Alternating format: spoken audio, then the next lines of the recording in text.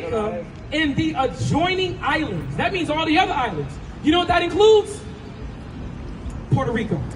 That includes who? Cuba. What does it say? In the adjoining islands, he contends that it has many resemblances to Hebrew. Talking about their language, right? In fact, he even calls it corrupted Hebrew. He asserts that such names as Cuba, Haiti, are the women and the men. Let's get more specific. Also, the men, the Spaniard men raped the women. That's why a lot of what Spaniard children were created in the land, but the Bible speaks of what God was going to do to those women too, and to those children. He was actually going to eradicate the male children. That the Bible says, but I'm going to show you. Keep reading. And shot at him. And what? Shot at him. Go ahead. And hated him. And did what? Hated him. Right. The Spaniards did not love the Puerto Ricans. They didn't love you. They didn't come over bringing bags of goods and wellness bags. No.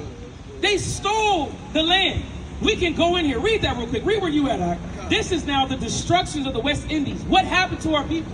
Our people are trying to read the wrong narrative of what happened to us. And I'm still going to get to where you are. But go ahead. This is the destruction of the West Indies. Right. Of the islands of Hispaniola. Go ahead. Page 10. Which the Spaniards no sooner perceived, but they mounted on generous steeds, well weaponed with lances and swords. Here we go. The lances, the swords, the bow. It says they hated them with the bow. Go ahead.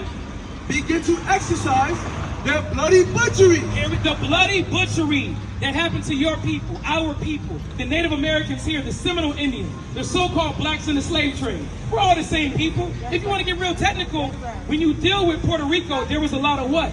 There was a lot of slaves that were dropped off in Puerto Rico. That's why you have who? Tego Cadron. Huh? Tego Cadron.